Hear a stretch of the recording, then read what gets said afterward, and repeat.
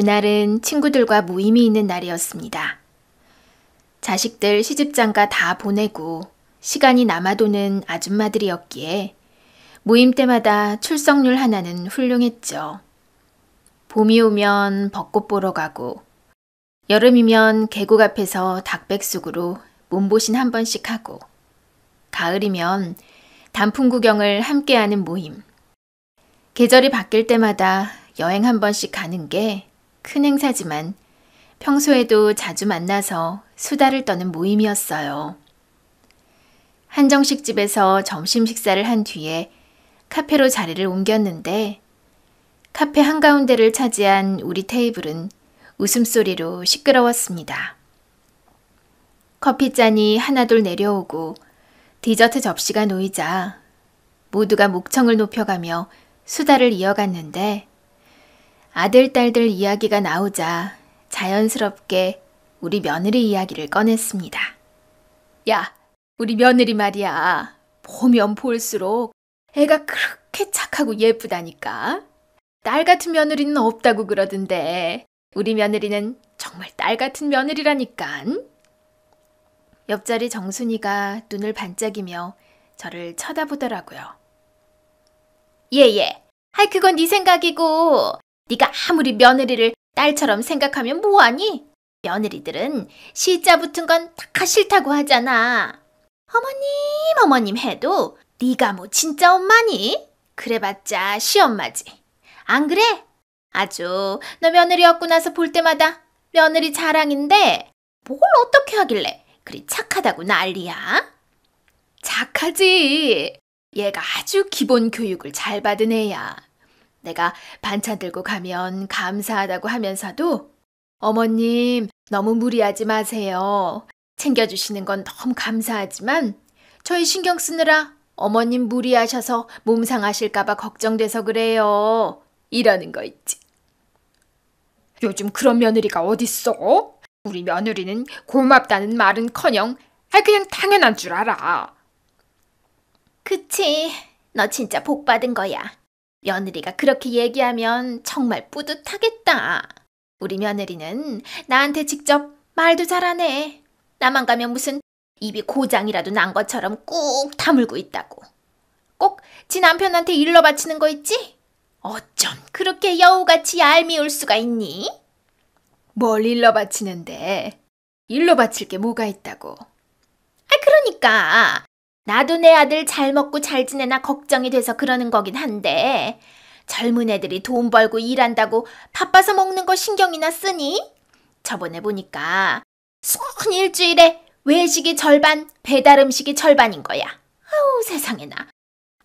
어디서 어떻게 만드는지도 모르는 배달 음식을 그렇게 먹어 싸니?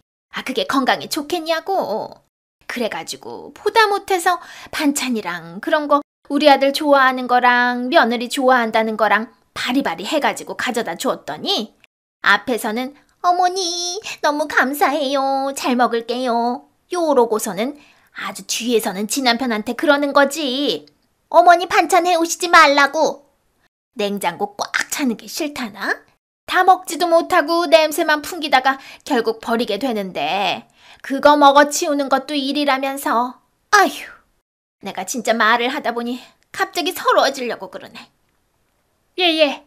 속상해하지 말고 그냥 딱 끊어버려. 좋은 걸 해줘도 고마운 줄 모르는 그런 싹수노란 것들 챙겨서 뭐하니? 죽이 되든 밥이 되든 알아서들 먹고 살겠지.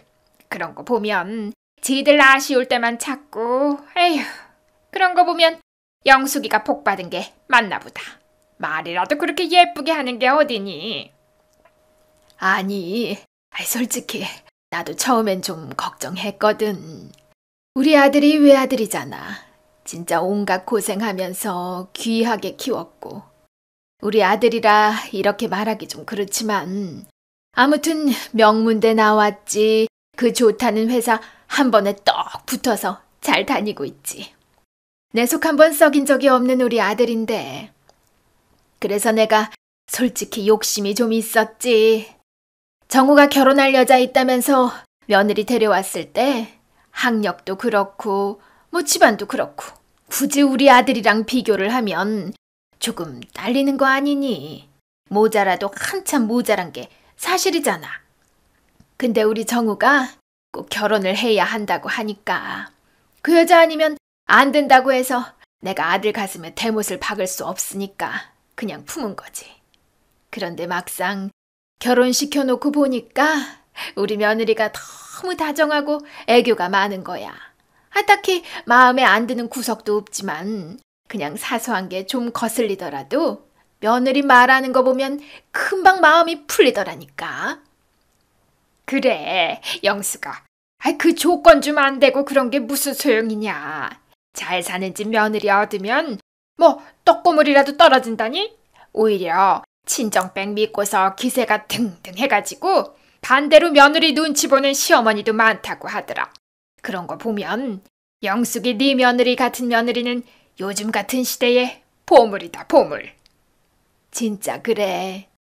또 내가 아들 하나만 키워서 그런지 예전부터 딸 키우는 집 엄마들이 부러웠거든.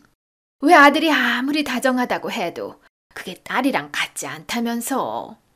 근데 세상에나 우리 아들 결혼하고 나서 나한테 이젠 딸이 생긴 것 같아. 그렇게 딸처럼 생각해주면 며느리도 얼마나 좋겠니? 진짜 부럽다. 우리 며느리도 그랬으면 좋겠네. 사근사근하니 그러면 얼마나 좋아. 제 이야기에 다들 맞장구를 치는데 보니까 친구들이 진심으로 부러워하는 표정이더라고요. 덕분에 기분이 아주 좋아졌습니다. 그렇게 모임이 끝나고 저는 근처 백화점에 들렀어요. 친구들이 백화점엔 무슨 일로 가냐길래 나온 김에 백화점 푸드코트랑 마켓에서 고급지고 맛있는 거 사서 우리 며느리 가져다 준다고 하니까 다들 고개를 절레절레 하면서 가지 뭐예요. 아무튼 오후 시간이었지만 백화점 지하 식료품 마켓은 북적북적 하더라고요. 찬찬히 둘러보는데 세상의 유리 진열장 안에 가지런히 놓인 케이크며 타르트들이 얼마나 먹음직스러운지 눈을 뗄 수가 없었어요. 저번에 뭘 좋아한다고 했더라. 아무튼 디저트로 달달한 거 먹는다고 했으니까 이 레몬 타르트랑 딸기 생크림 케이크가 딱이겠네. 직원이 상자에 조각 케이크를 담아주는 동안 저는 근처 과일 코너로 갔어요. 진열대 한가운데 반짝거리는 샤인머스켓이 눈에 들어오더라고요. 이건 얼마야? 어머나, 포도 한 송이가 뭐 이렇게 비싸. 근데 알이 큰 게 참 먹음직스럽게 생겼다. 이건 그냥 지나칠 수가 없네. 사과랑 배, 조각 케이크와 타르트, 샤인머스켓까지. 이렇게 많이 살 생각은 아니었는데 이거저거 담다 보니 또 엄청 사게 됐지 뭐예요. 계산을 마친 뒤 택시를 타고 곧장 아들 집으로 향했습니다. 디저트랑 과일을 잔뜩 들고 가는 길에 혼자서 웃음이 나더라고요. 며느리가 이걸 보고 기뻐할 생각을 하니 괜히 마음이 설렜거든요. 그런데 도착할 때가 돼서 보니 그때서야 생각이 나더라고요. 며느리한테 미리 연락한다는 걸 까먹었던 거예요. 모임 후에 기분이 좋아져서 즉흥적으로 아들 집에 가야겠다는 생각이 들기도 했지만 백화점 지하에서 이것저것 사느라 짐이 늘어 손이 없었거든요. 아무리 그래도 미리 연락을 하고 가는 게 맞는데 정작 중요한 걸 까먹은 내 자신이 한심하게 느껴지더라고요. 그치만 이미 살 거는 한가득 사버렸고 아들 집에 도착하니 잠시 망설여졌지만 며느리가 집에 있을 시간이겠지 싶어서 초인종을 눌렀습니다. 그리고 초인종 소리가 울리고 얼마 지나지 않아 문이 열렸어요. 며느리가 조금 놀란 얼굴로 저를 쳐다보더라고요. 어머, 어머님 오셨어요? 모임이 있어서 나왔다가 근처에 들렀거든. 간식이랑 과일 좀 사왔어. 네가 좋아할 것 같아서. 내가 미리 연락을 못했다. 아니에요, 어머님. 저는 혹시 말씀하셨었는데 제가 잊어버린 건가 했었네요. 어머님, 그거 너무 무겁겠어요. 저한테 주시고 얼른 들어오세요. 며느리가 활짝 웃으며 저를 집 안으로 안내했습니다. 우리 며느리가 살림 하나는 똑 부러지게 하거든요. 그래서인지 아들 며느리가 사는 집은 늘 깔끔했고 은은한 향초 냄새가 거실 안을 채우고 있었어요. 얘야, 올 때마다 집이 이렇게 정갈하니 기분이 참 좋다. 어머님 오실 줄 알았으면 더 신경 쓰는 건데 그냥 오늘은 눈 감아주셔요. 신경은 무슨, 신경 안 써도 이 정도로 깔끔한데 신경 쓰면 큰일 나겠다 얘. 너무 깔끔한 것도 병이라면서 뭐 결벽증인지 뭔지 막 먼지 하나 머리카락 하나 떨어진 걸 못 보던데 그건 너무 숨 막히잖아. 정우도 그러면 힘들걸? 네 어머님, 저희는 다행스럽게 다 비슷해요. 왜 한쪽이 깔끔한데 다른 한쪽이 안 그러면 힘들다잖아요. 그런 걸로 정말 많이 싸운다고 하더라고요. 그러니까 너희는 아주 그런 것까지 잘 맞고 천생연분이야. 아무튼 마침 모임이 백화점 근처여가지고 내가 이거 같이 먹자고 사왔어. 달달한 케이크니 뭐니 그런 거 좋아한다면서. 며느리는 상자를 열어보고는 눈이 커졌습니다. 타르트에 샤인머스켓까지요? 어머님, 이거 비싼 건데 너무 신경 많이 쓰신 거 아니에요? 그냥 보니까 딱 우리 며느리가 좋아할 것 같더라고. 이런 날도 있는 거 아니겠니? 난 꼭 이런 거 아들 먹이라고 챙기는 그런 시어머니 아니다 얘. 그럼요. 우리 어머님이 며느리 아껴주시는 거 저도 알죠. 제 친구들도 너무 부러워해요. 어머, 그러니? 그런 걸 친구들한테 또 자랑까지 했어? 얘도 참 주책 맞다, 얘. 말은 그렇게 했지만 며느리가 친구들에게 시어머니 자랑을 했다고 하니 또 기분이 좋더라고요. 소파에 앉아서 기다리는 동안 며느리는 부엌으로 가서 금방 차를 준비해서 나왔습니다. 따뜻한 유자차와 함께 제가 사온 케이크와 타르트를 정성껏 접시에 담아내오더라고요. 서로 이야기를 나누며 디저트며 과일을 먹는 동안 시간이 얼마나 빨리 갔는지 몰라요. 어머님, 깜짝 방문도 나쁘지 않은데요? 정말 생각도 못하고 있었는데 어머님 덕분에 너무 맛있는 케이크랑 타르트를 알게 됐어요. 갑자기 이렇게 왔는데도 따뜻하게 맞이해줘서 내가 고맙지 뭘.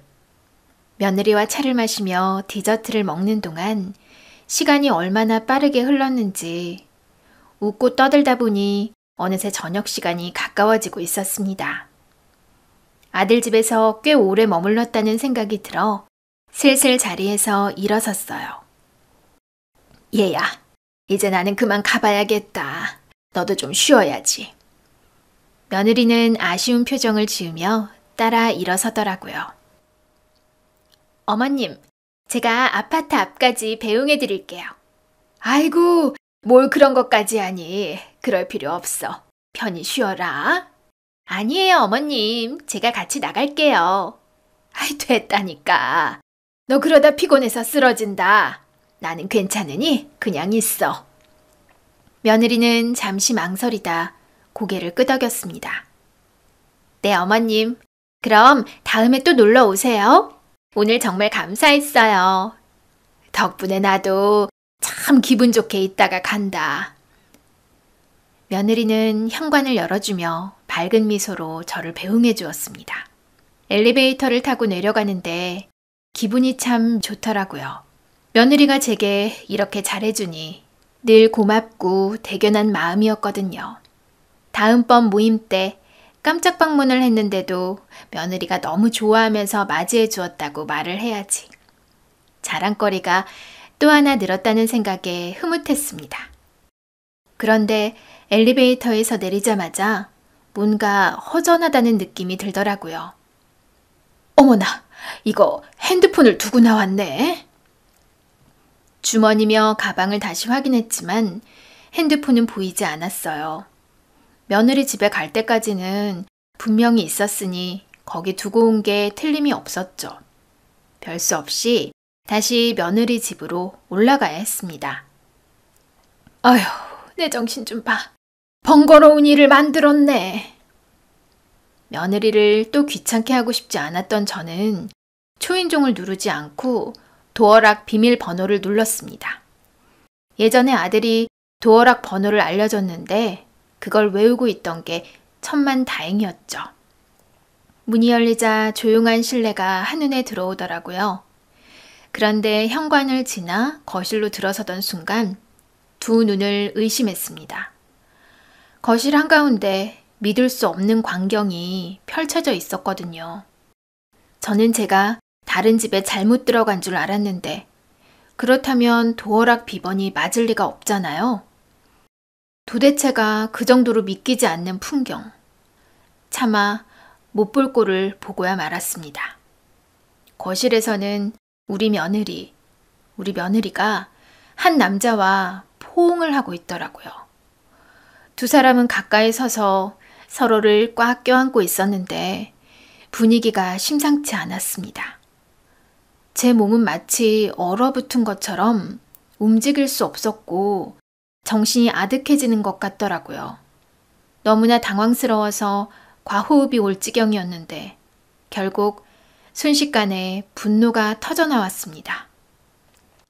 이게 도대체 무슨 짓이야? 기차 화통을 삶아먹은 것 같은 쩌렁쩌렁한 내 목소리에 며느리와 그 외간 남자가 동시에 고개를 돌리더라고요. 며느리는 놀라서 그 남자를 밀쳐내며 한 걸음 물러섰고 남자는 얼어붙은 표정으로 저를 쳐다봤어요. 못돼 먹은 것, 어디서 백주 대낮에 집에서 바람을 피워! 더 이상 참을 수 없어 거칠게 소리를 쳤습니다. 며느리는 손을 허둥대며 변명하려는 듯 입을 열었지만 그 말을 들을 겨를이 없었어요. 어머님, 아니에요. 그게 아니고요. 그게 아니라니. 내가 지금 똑똑히 봤는데. 아니, 뭐가 아니라는 거야. 너 지금 이게 무슨 짓이니? 내가 조금 전에 여기 있었는데 그때도 저 남자가 있었던 거야? 안방에 숨겨둔 거니? 어머나, 세상에, 세상에. 내가 어쩐지 집안을 다 뒤져보고 싶은 마음이 들더라. 거실만 청소를 해놓은 건가? 욕실이랑 방도 다 평소에 깨끗하게 하고 사나 점검을 해보고 싶었는데 갑자기 찾아왔으니 그런 것까지는 하지 말고 참아야지 했는데 내 직감을 믿었어야 했네. 아까 샅샅이 다 살펴봤으면 그 자리에서 잡히는 거였지? 어머, 그러고 보니 핸드폰을 두고 간 게 하늘의 뜻이었어. 이 꼬라지를 내가 직접 보고 결단을 내라는 뜻이야. 안 그래? 감히 네가 아무리 우리 아들이 착하고 순에 빠졌다지만 그걸 이용해서 이렇게 뒤통수를 쳐? 진짜, 어머나, 웬일이야. 내가 너무 분하고 억울해서 눈물이 나려고 하네. 내가 너를 어떻게 생각했는데, 내가 너를 얼마나 예뻐했는데 네가 지금 무슨 짓을 한 줄 알아? 내 아들뿐만 아니라 내 가슴에도 대못을 박은 거야. 어쩌면 사람이 그렇게 철저하게 이중적일 수 있니? 여지껏 그런 가면을 쓰고 나를 대한 거야? 도대체 언제부터야? 언제부터 집에 남자를 불러들였냐고? 도대체 결혼한 지 얼마나 됐다고? 집에서 이런 더러운 짓을 꾸며. 당장 내 아들 불러. 당장 내 아들 오라고 해! 그리고 그쪽! 내 아들 오기 전까지 이 집에서 한 발짝도 나갈 생각하지 마요. 알겠어요? 정말 그 당시에 얼마나 따발총처럼 말을 싸댔는지. 미리 생각해둔 말도 준비한 말도 아닌데 그냥 입이 터진 것처럼 걷잡을 수 없이 말이 막 쏟아져 나오는 거예요. 근데 안 그러겠어요? 그렇게까지 친구들한테 자랑할 만큼 며느리를 예뻐했고 바로 그날도 며느리 준다고 이거저거 비싼 거 사와서 둘이 좋은 시간을 보냈다고 생각했는데 바로 그 시각 방에서 그 외간 남자놈이 우리 아들이 쓰는 안방에 숨어 있었다 생각을 하니 그걸 보고 어떤 시어머니가 진정을 하겠어요. 피가 거꾸로 솟는 기분이었고 당장이라도 며느리 머리채를 휘어잡고 그 외간 남자 다리 사이를 강하게 발로 찬 다음 짓밟고 싶은 마음이었습니다. 정말 그걸 실행에 옮길 생각으로 아주 기세당당하게 그것들에게 다가갔는데 며느리 얼굴이 진짜 사색이 되어 있더라고요. 그 순간 아주 가까이에서 그 남자의 얼굴을 볼 수 있었는데 뭔가 어디선가 본 듯한 얼굴이 아니겠어요? 아주 낯설지만은 않은 그런 얼굴이었는데 도무지 어디서 봤는지 기억이 나질 않는 거예요. 거실의 정적이 더욱 깊어졌고 저는 숨을 몰아쉬며 두 사람을 번갈아 쳐다보았습니다. 믿고 싶지 않은 상황에 절대 일어나면 안 될 이 상황에 제 가슴은 마치 터질 듯 뛰고 있었어요. 우리 아들이 저런 여자와 결혼을 했다니, 저런 여자가 내 며느리라니. 세상의 모든 부모에게는 자식이 가장 귀하고 무엇과도 바꿀 수 없는 존재잖아요. 저한테도 우리 아들은 그런 존재였는데, 그치만 저한테는 너무나 각별한 아들이었거든요. 그동안 어떤 고생을 하며 아들을 키웠는지 지난 시간이 주마등처럼 스쳐 지나가더라고요.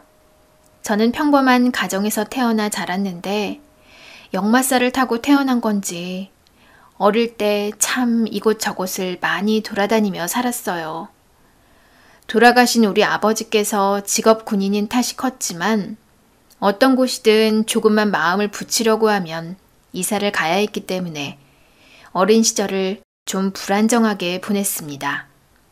그렇게 살다가 남편을 만나고 결혼 후에야 안정감을 갖게 되었어요. 더 이상 이곳저곳 옮겨 다니지 않고 한 곳에 정착을 하며 지냈으니까요. 그리고 결혼을 한 지 2년 만에 아기가 찾아왔을 때 얼마나 기뻤는지 몰라요. 우리 부부는 평소에 아이를 많이 낳고 싶은 마음이었는데 첫 아이로 아들이 태어나니 남편도 저도 정말 행복했었어요. 우리 아들은 복덩이야. 명숙이 너 닮아서 야무질 거야. 어머, 당신 닮아야지. 듬직하고 똑똑한 아빠 닮아야 잘 클 거 아니야. 남편은 퇴근 후 집에 오면 늘 아이를 안고 뿌듯해했거든요. 그런 남편의 모습을 보기만 해도 좋았는데 이게 바로 여자로 태어나 느낄 수 있는 최고의 행복이구나 생각을 했네요. 아들 이름은 남편과 함께 정했는데 한 글자 한 글자에 얼마나 많은 마음을 담았는지 몰라요. 우리 정우 이름도 복스럽고 애한테 잘 어울리지. 그럼 정우는 이름처럼 바르게 잘 클 거야. 아들은 정말 이름처럼 바르게 자랐어요. 저렇게 애가 의젓하니 동생이 생기면 동생을 잘 챙기고 얼마나 예뻐할까. 집집마다 형제끼리 남매끼리 투닥투닥 노는 것을 볼 때면 우리 아들한테도 동생을 만들어줘야지 생각을 했거든요. 하지만 둘째는 쉽게 생기지 않았습니다. 그 당시 병원에 가서 검사를 받아봤는데 이상은 없다고 했지만 노력해도 둘째는 생기지 않았고 결국 우리 아들은 외아들로 자랐어요. 남편과 아들, 내 가족만 있으면 온 세상 부러울 것이 하나 없다고 생각했는데 이런 소소한 바램과 소망마저도 저한테는 평생 허락된 게 아니었습니다. 우리 아들이 중학교에 올라가던 그 해에 남편이 세상을 떠났거든요. 사고였어요. 남편이 타고 있던 차량이 교차로에서 신호를 무시한 대형 트럭에 부딪히는 바람에 그 자리에서 목숨을 잃었죠. 병원에서 남편을 확인했을 때 제 몸은 마치 얼음처럼 굳어버렸습니다. 아니야, 이거 꿈일 거야. 어떻게 이런 일이 있을 수 있어. 여보, 나는 어떡하라고. 당신 없이 어떻게 살라고? 우리 정우는 어떻게 하라고? 병원 복도에서 울부짖고 있을 때 아들 정우가 제 손을 꼭 잡았어요. 엄마, 울지 마. 아빠도 엄마 우는 거 보면 속상할 거야. 갓 초등학교를 졸업한 애가 저를 위로하려는 모습에 저는 도리어 더 크게 울음을 터뜨리고 말았습니다. 이제 꼼짝없이 세상에 우리 둘뿐이구나. 이제는 빈자리가 된 애 아버지 몫까지 다하며 아들을 잘 키워야겠다고 다짐을 하게 되었어요. 남편이 남긴 보험금과 적금은 생각보다 꽤 큰 금액이었거든요. 하지만 그 돈만으로는 아들과 제 미래를 모두 책임지기는 어려울 것 같았기에 저는 곧바로 생활 전선에 뛰어들어야 했습니다. 처음에는 소소한 용돈벌이를 시작했어요. 근처 시장에서 반찬을 팔아보기도 했고 동네 학원에서 청소일을 맡기도 했는데 그렇게 조금씩 모은 돈으로 저는 공부를 시작했습니다. 그래도 혼자 아들 키우려면 내가 전문성이 있어야 해. 부동산 공인중개사 자격증이라는 목표를 세우고 매일 밤 늦게까지 공부를 했어요. 공인중개사 직업보다 더 좋은 게 없을 것 같았거든요. 은퇴 같은 거 걱정 안 해도 되고 잘만 하면 먹고 살기에 그만한 직업이 없다는 생각을 했습니다. 엄마, 너무 늦게까지 공부하는 거 아니에요? 건강 상하면 어떻게 하려고? 그래도 네 학원비는 벌어야지. 우리 정우 공부하는데 필요한 건 엄마가 다 해줄 거야. 우리 아들은 그런 제 노력을 알기에 더 열심히 공부를 했습니다. 그렇게 아들을 키우며 시간을 쪼개 공부를 한 끝에 공인중개사 자격증을 따게 되었고 작은 부동산 사무실에서 일을 시작했습니다. 특유의 싹싹한 성격 덕분에 손님들을 잘 대하며 단골들을 만들었고 덕분에 일도 조금씩 자리를 잡아갔습니다. 처음에는 일을 배우려고 부동산에 직원으로 일을 시작했는데 아들이 고등학교 들어갈 무렵에는 그동안 모아두었던 돈으로 제 부동산을 차리게 되었고 그때부터 그나마 여유 있는 생활을 할 수 있게 되었어요. 엄마, 이제 엄마도 조금 쉬어. 너무 무리하지 말고. 엄마는 네가 공부 잘하고 건강하게 자라는 것만 보면 피곤한 줄도 몰라. 그리고 이제 막 엄마 부동산 차린 건데 더 열심히 해야지. 정우야, 혹시라도 대학 등록금이나 학비 같은 건 걱정하지 말고 그냥 너 하던 대로 하는 것만 열심히 하면 돼. 알겠지? 알겠어요. 항상 감사해요, 엄마. 정우는 제가 기대한 대로, 아니, 먼저 떠난 남편을 닮아 성실하고 똑똑한 아이로 자랐습니다. 그리고 그런 아들을 보며 그동안 고생한 시간과 노력, 모든 것이 보상받는 기분이었어요. 남편을 잃고 난 뒤에도 학업에 게으름을 피우는 법이 없었죠.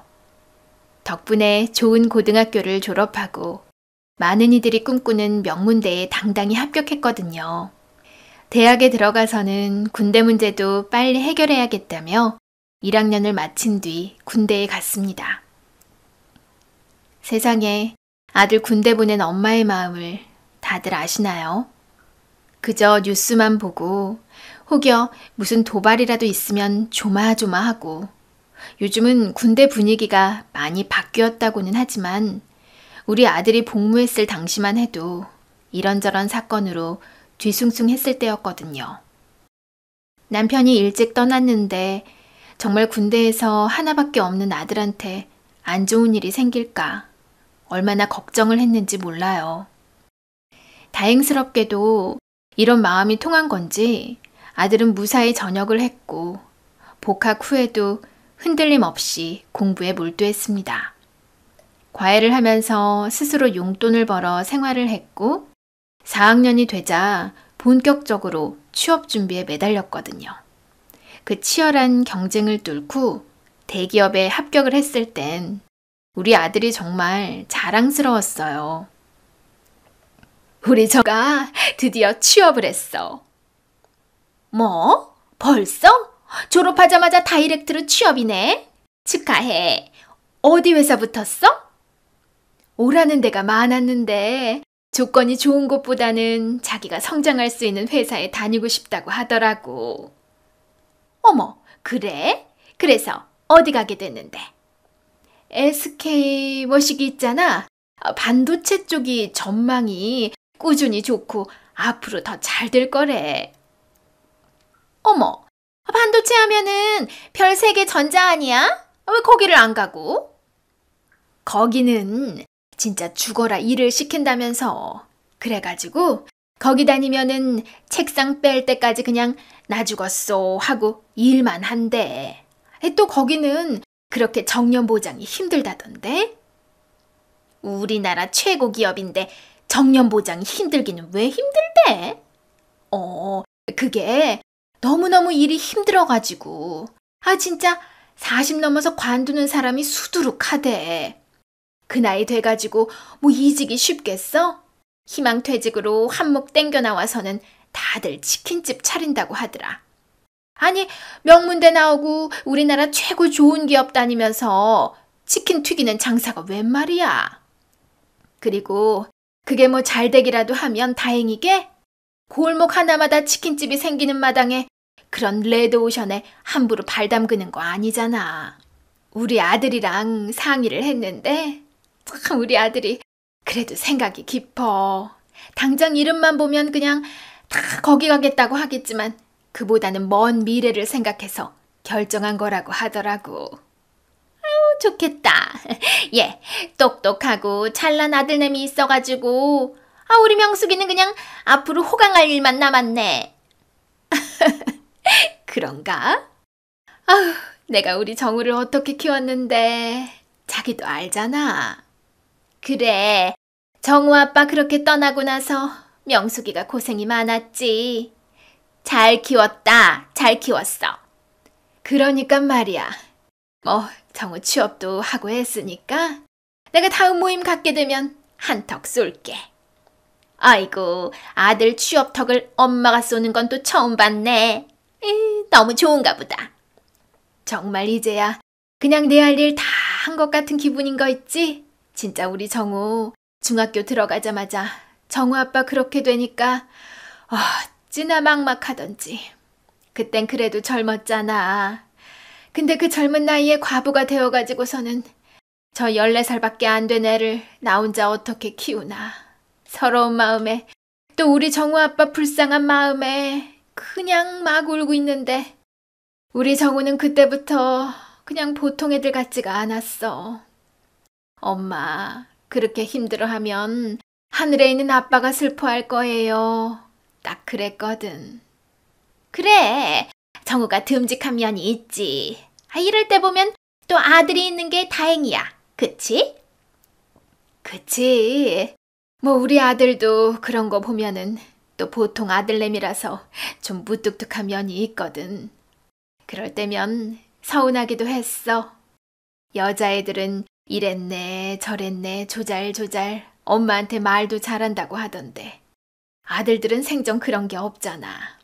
그래서 정말 딸 하나 있었음 그런 생각했는데 돌아보니 우리 아들 아니었음 내가 그 험한 세월 못 버텼겠다 그런 생각이 들더라고. 예. 딸이었어도 명숙이 너는 딸 의지하면서 열심히 살았을 거야.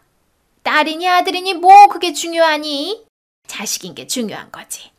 내 자식 일이라면은 엄마로서 못할 것이 하나 없고 다 하게 되는 거지.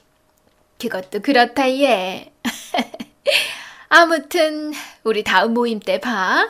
우리 정우 취업턱 쏘는 거니까 장소는 내가 공지할게. 친구들에게 자랑할 때마다 가슴이 뿌듯해졌습니다. 슬픈 일도 좋은 일도 늘 함께 해주는 모임 친구들이었기 때문에 우리 아들 취업턱은 내가 진짜 제대로 쌓아야지 생각을 했거든요. 그런데 엄마가 이런 생각을 하는 걸 눈치라도 챈 건지 참 기특하게도 우리 아들이 엄마를 감동시킬 줄 알더라고요. 첫 직장이고 신입으로 들어간 거니 처음 한 달은 정말 힘들었을 건데 세상에나 첫 월급 받은 날 집에 와서는 떡하니 봉투를 내미는 거예요. 엄마, 이거 첫 월급이에요. 엄마가 정말 고생 많으셨잖아요. 아이고, 이걸 왜 엄마를 줘? 네가 얼마나 고생해서 번 건데 엄마는 괜찮아. 아니에요. 이건 꼭 드리고 싶었어요. 엄마 사고 싶은 것도 사고 친구분들이랑 맛있는 것도 드시고 마음대로 쓰세요. 아들 앞에서는 티를 안 냈지만 그날 밤에 그 봉투를 꼭 쥐고 얼마나 울었는지 몰라요. 열심히 살았다고는 하지만 부족한 게 많은 엄마였는데 아들이 엄마 고생한 걸 안다 생각하니 그렇게 대견할 수가 없더라고요. 아들은 착실하게 직장 생활을 하면서 꼬박꼬박 저축을 하고 돈을 모았거든요. 그러다 3년 전 어느 날 집에 와서는 갑자기 깜짝 놀랄 소식을 전했어요. 엄마, 저 결혼하고 싶은 사람이 있어요. 결혼?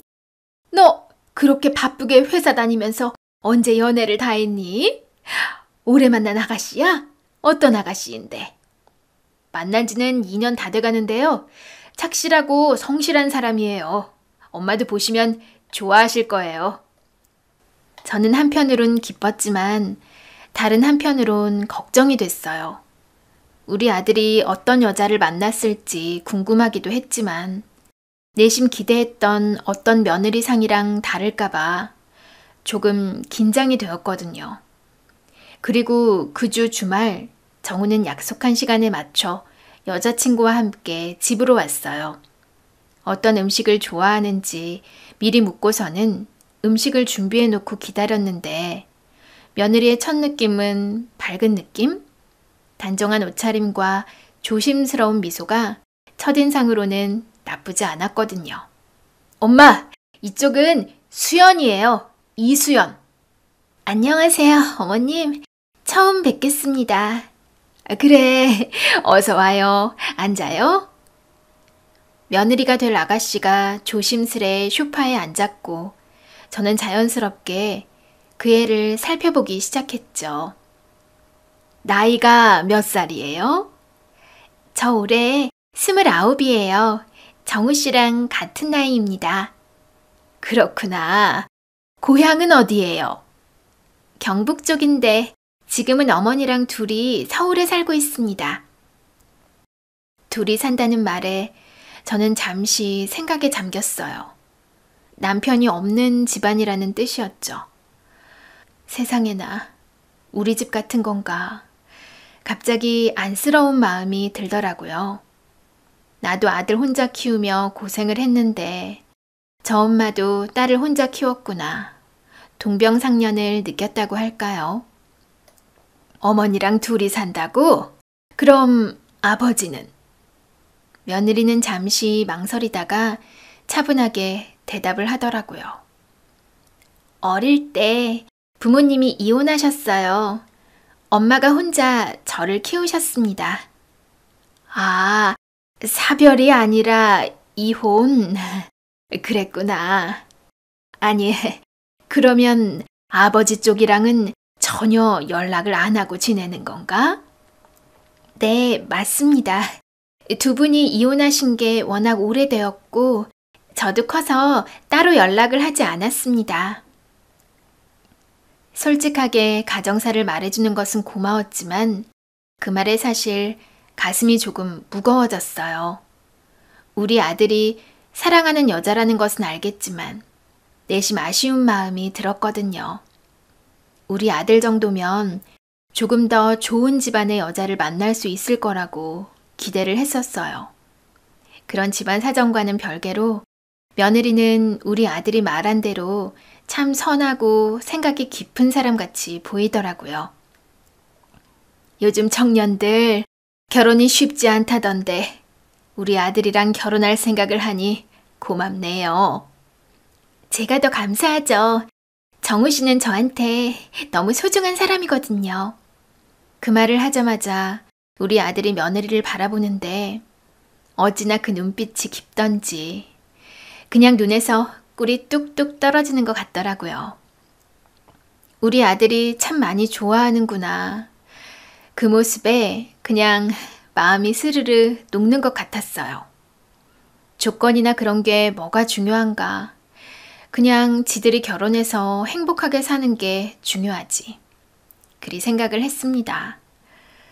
그 다음 조촐하게 그쪽 어머니랑 저랑 해서 상견례를 하게 되었는데 상견례 자리에서 사부인을 처음 보게 되었습니다. 사부인은 연신 고개를 숙이며 고맙다고 그러더라고요. 우리 수연이가 이렇게 훌륭한 청년을 만나서 결혼을 한다고 하니 제 마음이 놓이네요. 앞으로 잘 부탁드립니다. 저도 잘 부탁드려요. 두 사람이 잘 사는 게 제일 큰 바람이네요. 그렇게 아들이 결혼하자 며느리가 생겼고 결혼 후에 며느리는 제 기대를 저버리지 않았습니다. 아니, 오히려 더 만족을 시켰다고 할까요? 아들이 말한 것처럼 며느리는 착하고 사려 깊은 아이였어요. 저희 집에 자주 오며 늘 밝은 표정으로 제 안부를 물었거든요. 어머님 좋아하시는 곶감이랑 무가청 가져왔어요. 요즘 날이 추우니까 꼭 드세요. 아이고, 이걸 뭐하러 사왔니? 나는 괜찮다니까. 어머니 감기 기운 있다고 들으니 마음이 너무 쓰여서요. 무가차가 목 감기에 좋대요, 어머님. 상냥하고 마음씨 예쁜 며느리. 집안 환경은 좀 그렇지만 사부인이 딸 하나를 잘 키웠구나 생각했고 저도 온 마음으로 며느리를 아꼈거든요. 가장 친한 친구들한테 입에 침이 마르도록 자랑했던 며느리였습니다. 그런데 아들 집에 갔다가 핸드폰을 두고 다시 갔더니 며느리가 외간 남자랑 포옹을 하고 있는데 못돼 먹을 것. 어디서 백주 대낮에 집에서 바람을 피워. 그 순간 며느리의 안겨있는 남자를 보고 이성을 잃고 말았습니다. 며느리의 얼굴은 하얗게 질려 있었고 손을 허둥거리며 무언가 설명을 하려 했지만 변명으로밖에 들리지 않았습니다. 어머님, 아니에요. 그게 아니고요. 아니긴 뭐가 아니야. 내가 똑똑히 봤는데. 그 순간 현관문이 열리는 소리가 났어요. 우리 아들이 퇴근을 하고 들어온 거였죠. 아들은 거실의 분위기가 심상치 않음을 느꼈는지 당황한 표정을 지으며 서 있었습니다. 엄마, 무슨 일이에요? 연락도 없이. 저는 마치 구조대라도 만난 마냥 달려가 아들을 붙잡고 외쳤습니다. 정우야, 큰일 났다. 네 마누라가 집에 다른 남자를 끌어들였어. 내가 똑똑히 봤다니까. 그냥 불러들인 게 아니라 둘이 껴안고 있더라니까. 세상에나, 어쩌면 좋니? 너도 몰랐지? 현장을 아주 딱 걸린 거야, 나한테. 놀란 아들이 며느리와 그 외간 남자를 번갈아 쳐다보며 얼떨떨한 표정을 짓더라고요. 엄마, 도대체 그게 무슨 소리예요? 근데 여보, 이 사람은 누구야? 여보, 아니야. 어머님 잠깐만요. 제가 다 설명드릴게요. 설명은 무슨 설명? 다 들켰는데 도대체 무슨 낯짝으로 지금 거기 서 있는 거니? 그때 며느리가 제 말을 끊고 옆에 남자를 가리키면서 말을 했습니다. 어머님, 정말 죄송합니다. 놀라게 해서 너무 죄송해요. 근데 이 사람 제 동생이에요. 친동생이요. 그 말에 저는 순간 말문이 막혔습니다. 뭐라고? 동생? 너 외동딸 아니었어? 갑자기 무슨 동생이야? 며느리는 차분한 목소리로 제게 대답하려 했지만 제 안에서는 여전히 의심과 분노가 가득했습니다. 어머님, 죄송해요. 제가 지금까지 말씀드리지 못했는데 사실 저희 집에 복잡한 사정이 있었어요. 여보, 그게 무슨 소리야? 동생이라고? 그럼 처남이란 말이야? 근데 어떻게 여태까지 우리가 모를 수가 있어? 어머님, 결혼 전에도 말씀드렸었죠? 저 어릴 때 저희 부모님이 이혼을 하고 저희 엄마가 저를 혼자 키웠다고요. 그때 제가 중학교 1학년이었고 제 동생 수철이가 12살이었거든요. 그때 저는 엄마를 따라왔고 제 동생은 아버지를 따라가서 살게 되었어요. 그래서 그럼 지금 이 남자가 네 동생이라고? 왜 여태 말 안 했는데? 죄송해요. 안 그래도 부모님이 이혼한 집 딸이라는 게 그리 좋은 상황이 아닌데 그 다음이 더 복잡해서. 근데 일부러 그런 건 아니고요. 사실 동생이 어릴 때 아버지를 따라간 다음에 저도 동생을 자주 만나지 못했거든요. 처음에는 아버지한테 연락을 해서 수철이 보고 싶다고 그래서 몇 번 보기도 했어요. 그런데 그렇게 이혼하고 몇 년 뒤에 저희 아버지가 재혼을 하셨거든요. 수철이한테 새엄마가 생긴 거였는데 그 다음부터는 그분의 눈치가 보여서 저랑 수철이가 자주 만나지 못했어요. 그 수철이 새엄마라는 분이 저희 엄마나 저에 대한 이야기를 꺼내는 걸 끔찍하게 싫어하셨거든요. 며느리는 눈물을 삼키며 떨리는 목소리로 말을 이어갔습니다. 어렸던 동생은 저랑 엄마를 보고 싶어 했지만 제가 외면했던 것도 사실이에요. 너무 어려서 어떻게 해야 할지 몰랐고 저는 엄마랑 단둘이 힘들게 사는데 아버지는 아들이라고 남동생만 데려가서 새엄마랑 행복하게 새 가정을 꾸린 거. 그냥 그 어릴 때는 아버지랑 남동생까지 모든 게 다 원망스러웠어요. 자기를 별로 안 좋아하는 새엄마 밑에서 아버지랑 새엄마 눈치 보느라 힘들었던 수철이 마음을 외면한 채 제가 참 부족하고 모자란 누나였죠. 아들은 며느리의 손을 잡으며 조용히 물었습니다. 우리 결혼하기 전에 그때도 말을 안 했었잖아. 이런 사정이 있다고는. 여보, 미안해. 근데 그냥 거기서부터 어떻게 말을 해야 할지 몰랐어. 결혼식에 신부가 아버지 손잡고 입장해야 하는 건데 내 결혼식에는 우리 아버지를 부를 수 없었고 또 그렇게 하고 싶지도 않았어. 이혼하고 나랑 우리 엄마한테는 일절 신경도 안 쓰던 사람이니까 연락을 안 하고 지냈던 것도 사실이고. 근데 정말로 아버지란 사람도 아버지가 재혼한 그 여자도 수철이가 나랑 우리 엄마랑 연락하고 지내는 걸 엄청 싫어했거든. 한동안 얼굴도 못 보고 지내다가 내가 20살이 돼서야 겨우 수철이한테 연락을 해서 오랜만에 얼굴을 봤던 거였어. 그때도 수철이는 고등학생이었는데 그 집에서 눈치를 심하게 보면서 살았거든. 그제야 옆에서 침묵하던 남자가 조심스럽게 입을 열었습니다. 제가 누나를 만나러 온 겁니다. 누나 말대로 그 시절 누나가 없었다면 저도 아버지 집에서 견디지 못했을 거예요. 사실 누나 결혼한다는 이야기 들었을 때 저도 인사를 드리고 싶었는데 누나가 아버지나 저에 대해서는 이야기한 게 없다고 해서 그래도 누나 결혼하는 건 보고 싶어서 제가 결혼식에는 갔었습니다. 누나 동생이라고 인사는 못 드렸지만 그냥 하객으로 참석했었어요. 사실 아들 결혼식 때 하객 대부분이 다 저희 쪽 손님이었고 사돈댁에서 온 하객이 그렇게 많지 않았거든요. 며느리 회사 사람이랑 친구들 정도여서 정말 사부인 쪽 지인이 많이 없다는 게 좀 마음에 걸리긴 했었어요.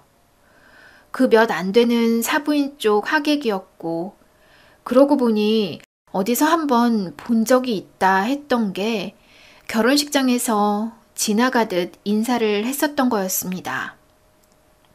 그 남자의 정체가 불륜남이 아닌 며느리의 친동생이라고 하니 마음이 조금씩 진정되기 시작했지만 여전히 믿기가 어려웠어요. 특히 오늘 제가 낮에 본 그 포옹하는 모습이 계속 생각이 나더라고요.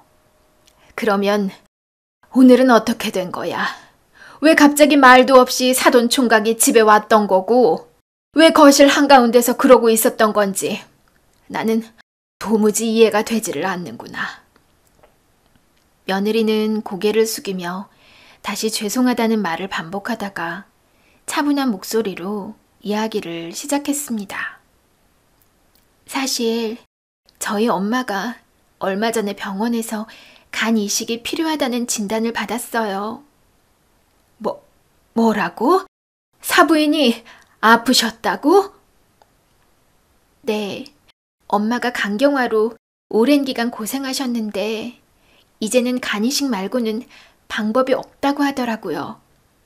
그런데 왜 그걸 지금에서야 말해?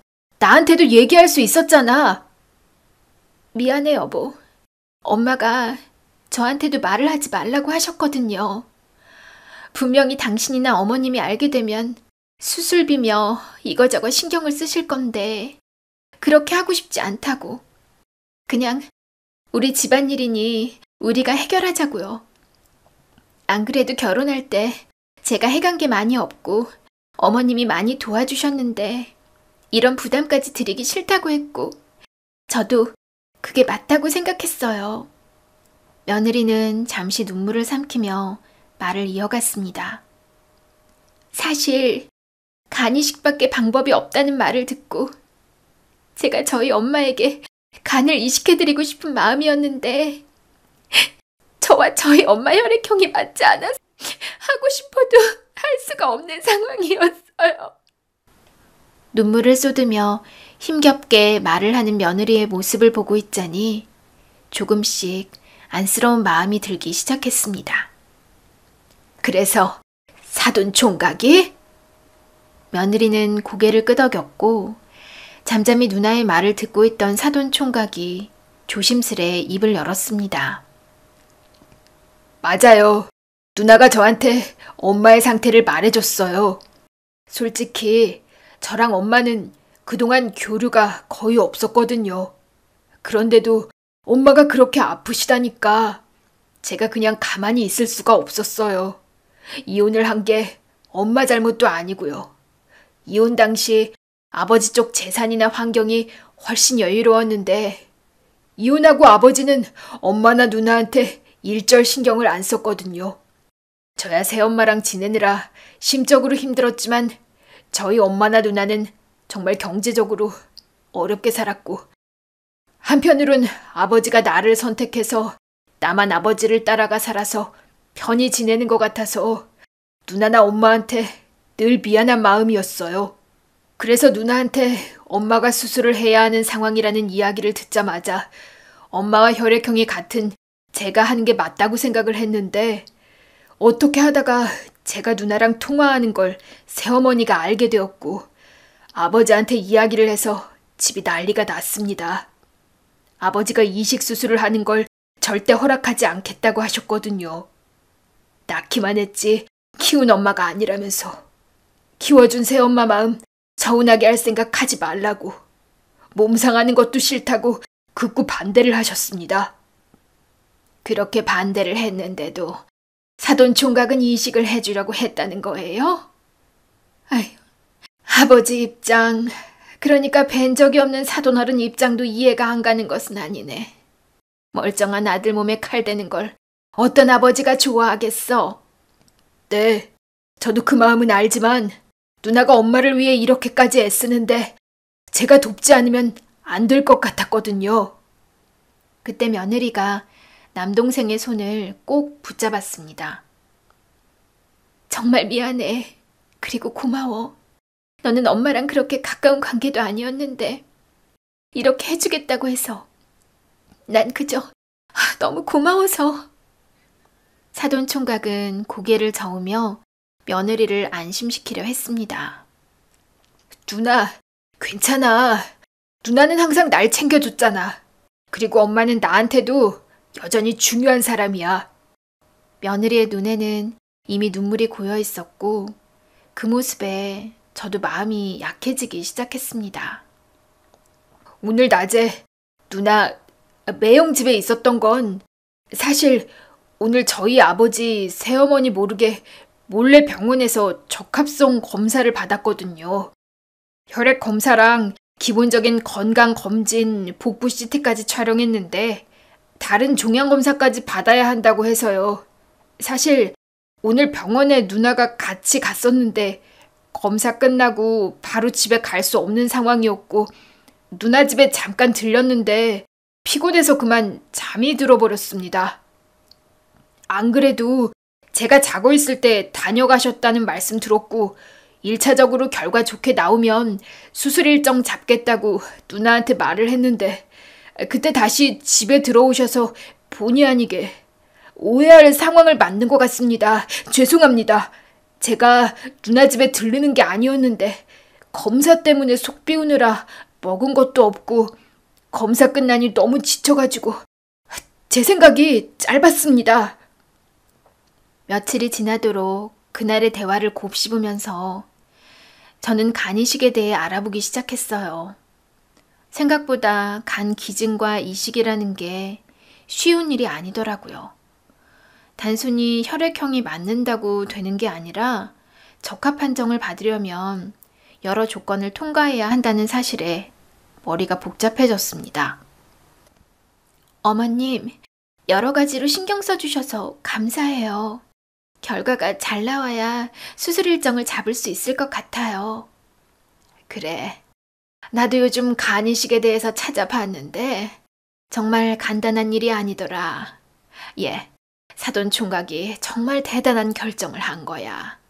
건강한 간이어야 한다는 것뿐 아니라 해부학적인 변이가 없어야 하고 지방간 변성도 심하지 않아야 한다더라. 그 이식했을 때 잘 적응을 하는지 조직 적합성 교차 검사까지 받아야 한다던데. 네, 동생이 검사 받을 때 그런 이야기를 하더라고요. 이게 정말 쉽지 않은 일이야. 동생한테 고마워하는 마음 평생 간직해야 한다. 네, 어머님. 동생한테 정말 고맙고 미안해요. 얼마 후 며느리는 그 이후의 과정을 알려주었습니다. 어머님, 적합 판정을 받아서 수술 일정이 잡혔대요. 검사 때문에 엄마도 동생도 너무 고생했는데 그래도 이제 엄마가 건강을 되찾으실 수 있을 것 같아요. 다행이네. 이제 모든 게 잘 될 거야. 저는 수술을 받은 날 병원에 있었거든요. 수술실 앞에서 두 손을 모으고 간절히 기도를 했는데 수술 결과가 성공적이었다는 소식을 듣고 다들 안도의 한숨을 내쉬었어요. 정말 다행이다. 이제 사부인도 곧 건강을 되찾으실 거야. 몇 달 뒤 사부인은 건강을 회복하셨습니다. 얼굴에 생기가 돌아오고 예전처럼 환한 웃음을 되찾으셨어요. 저는 사돈 총각에게 정식으로 인사를 했습니다. 사돈 총각이 정말 큰일을 해냈네요. 아무나 할 수 있는 일이 아니잖아. 어릴 때 누나랑 그리 떨어져 살았으니 남매가 고생을 많이 했네. 우리 아들 집, 그러니까 사돈 총각 누나 집이니까 언제든 편히 놀러 와요. 감사합니다. 앞으로 자주 뵙겠습니다. 그 후로 저는 사돈 총각을 우리 가족의 일부로 받아들였습니다. 며느리와 동생이 서로 의지하는 모습을 보니 마음이 놓였거든요. 그리고 시간이 지나 우리 며느리는 건강한 아들을 낳았습니다. 처음 손자를 품에 안았을 때 얼마나 눈물이 났는지 몰라요. 세상에 꼭 우리 정우 태어났을 때가 생각이 나. 내가 할머니가 되다니. 어머님, 손주 예쁘죠? 예쁘지? 우리 손주가 세상에서 제일 예쁜 아기지. 이름은 어머님이 지어주셔요. 며느리가 웃으며 손자를 안겨주었는데 그 순간 얼마나 행복했는지 말로 다 표현할 수 없었습니다. 그렇게 저희 가족은 더 단단해졌습니다. 며느리는 여전히 저에게 잘했고 사돈 총각도 종종 집에 들러 함께 식사하며 가족처럼 지냈어요. 어머님, 늘 감사드려요. 과정을 생각하면 어머님 마음 상하실 일이었고 미리 말씀 못 드린 게 너무나 큰 잘못이었는데 이렇게 이해해 주시고 제 남동생까지 잘 챙겨주셔서요. 다 지나간 일이다. 너도 사돈 총각도 돌이켜보면 어렸던 그 애들이 무슨 잘못이 있다고. 다 어른들의 선택 때문이었지. 우리 손주한테도 외삼촌이 있어서 나는 참 좋아. 친가 쪽의 친척이 별로 없지 않니? 청취자 여러분, 가족이란 무엇일까요? 서로를 이해하고 때로는 부족한 점을 채워주며 함께 나아가는 것. 그 과정에서 오해와 갈등이 생길 수 있지만 결국은 마음을 열고 서로의 진심을 마주하는 일이 가장 중요하다는 걸 저는 알게 되었어요. 아들과 며느리 그리고 사돈 총각까지 서로를 품고 사랑하며 함께 웃을 수 있다면 그게 진짜 가족 아닐까요? 이제는 제 손주까지 더해져 우리 가족이 더 커졌잖아요. 그 아이가 자라면서도 사랑이 무엇인지, 가족이 얼마나 소중한지를 느끼게 해주고 싶습니다. 가족은 서로를 사랑하고 이해하려는 끊임없는 노력에서 비롯된다는 걸요.